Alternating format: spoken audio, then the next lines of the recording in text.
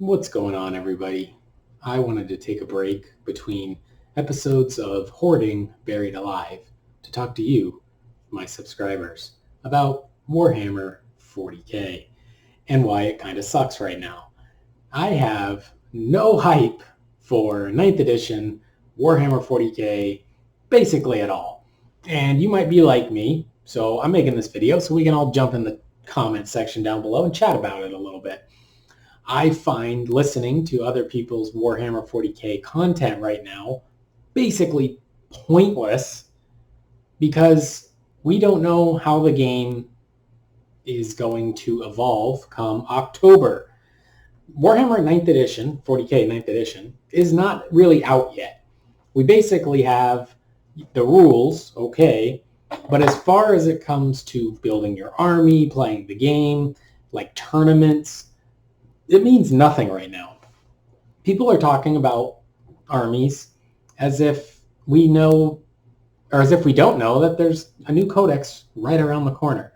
Now, hopefully these codexes come out fast, and we do not know when they will come out for each faction. So you might be stuck playing with your 8th edition materials for some time.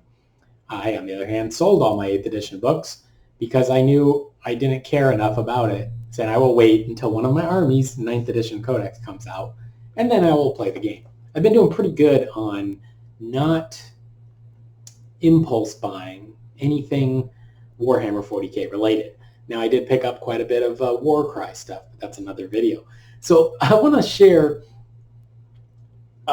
some just content I've been watching. I like to try to keep up on the various YouTube channels, some of the podcasts. It's fun to listen to this stuff while you're painting or hobbying, building models. But an example, people on a podcast were talking about armies that were doing good in tournaments, like a Salamander's army. Ooh, that one did really good in a recent tournament. It won a tournament somewhere. But we know the Space Marines are getting their new book in October. So who cares if the Salamanders are good right now? Because we don't know what the Space Marines are even going to look like come October. Yes, they still get to keep using their supplement book, but we don't even know if that's exactly 100% true. That might even be a limited amount of use that you get out of that book. Once again, we don't know. They said you could use your Psychic Awakening materials, but we won't know if that's true until an army gets a codex. If the Space Marine Codex comes out and you're not allowed to use the Psychic Awakening materials that are already built into the Codex, then you'll know that when your Codex comes out, your Psychic Awakening stuff will be, put to Legends or whatever, vanished. Which makes sense because I'm not excited about using 8th edition supplements or codexes in a new edition of the game where the rules have changed. Another thing people are talking about is, like, I heard somebody talking about an orc army using some Forge World orc model that's pointed really low for its, effectiveness on the battlefield. And we're talking about a unit, I think it was called the Chinook. I don't even think it's on the Forge World website. So what do you think the chances are that that's going to be in the new Imperial Armor Forge World updated books that they've already told us are coming since LVO they mentioned them. So there's brand new Forge World books coming. None of those Forge World units matter. What you're playing with now, who cares? We'll see what the new stuff does, how it changes, how it's affected. Another big thing, weapon profiles are changing dramatically. The units are just going to be simply different. Melta guns at Melta range do +2 damage now instead of 2 die 6, pick the highest. Power swords, +1 strength. Thunder hammers, flat 4 damage. Power fist, flat 2 damage. Power axe, +2 strength. These are all brand new stat changes to weapon profiles that we kind of have built in our head that they've done a certain thing for so long, we know exactly what they're doing. But one thing people also seem to forget is sometimes stratagems are related to equipment for units. This happened in this edition, 8th edition's second wave Space Marine Codex. They had a different stratagem depending on which bolter type you gave your intercessor. So when you're building out, say you see the leak that, oh, Thunderhammers are flat 4 damage now, so I'm going to build a Thunderhammer squad. But if the Codex comes out and they have a one command point fight again stratagem. If they have power swords, then you might have wished you went with power swords, right?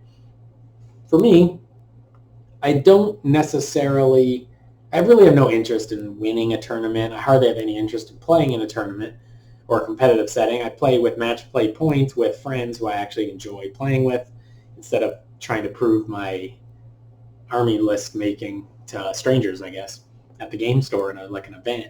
But I will play in an event or a tournament to try to win best painted. So sometimes I do participate in these things. So I'm not one to chase the all-around best units. I'm not a competitive player, one of the top tier players who's willing to drop a ton of money when there's, say, an obvious problem with pointing. Like if you want to stay on top of the game and be competitive and high level, a lot of times if, say, your codex comes out and a unit is too cheap for what it does, you have to be willing to rush out and buy 30 of those and play with them and try to win those next two events before that gets FAQ'd. And you have to keep doing that over and over again to stay relatively competitive. Maybe not always, but in many times, some of the big names you hear about winning tournaments and events, they basically jump right on to armies that have loopholes and things. And all of that changes when you get a new codex. So people talking about 9th edition with these 8th edition formations or stratagems and stuff, it just doesn't mean anything to me right now.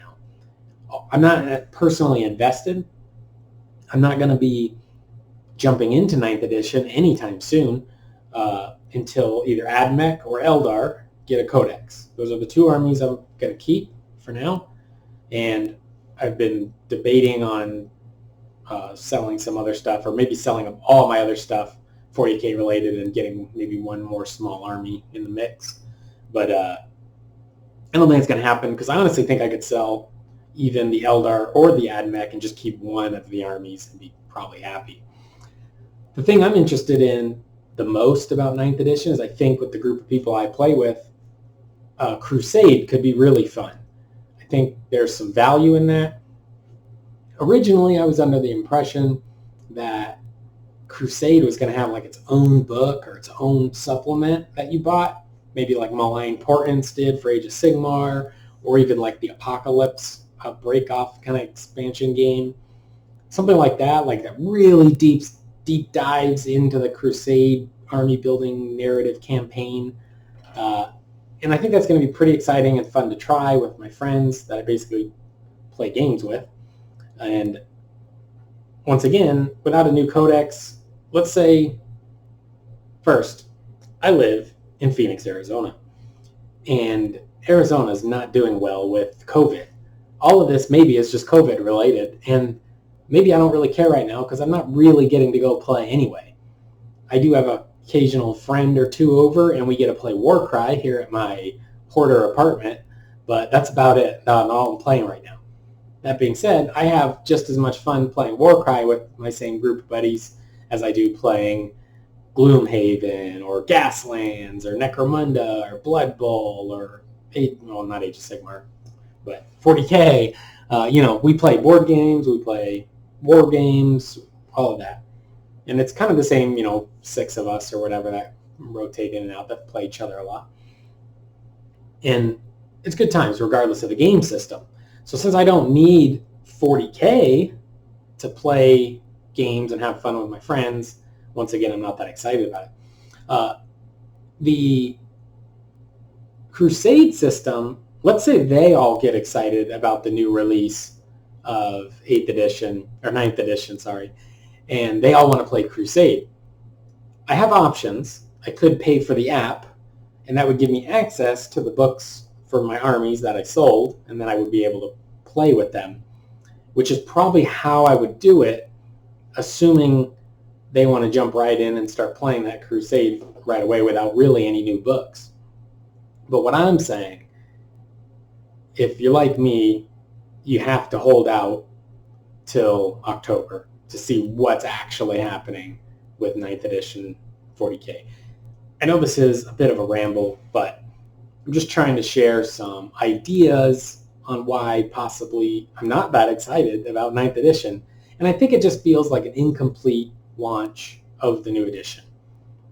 Simply putting new rules out and telling you to use your old books, I get it. It's actually better to do that because now we can all play because we have our old books, but it doesn't get me excited. Like, I don't get excited thinking about playing with my Eldar or AdMech Codex again.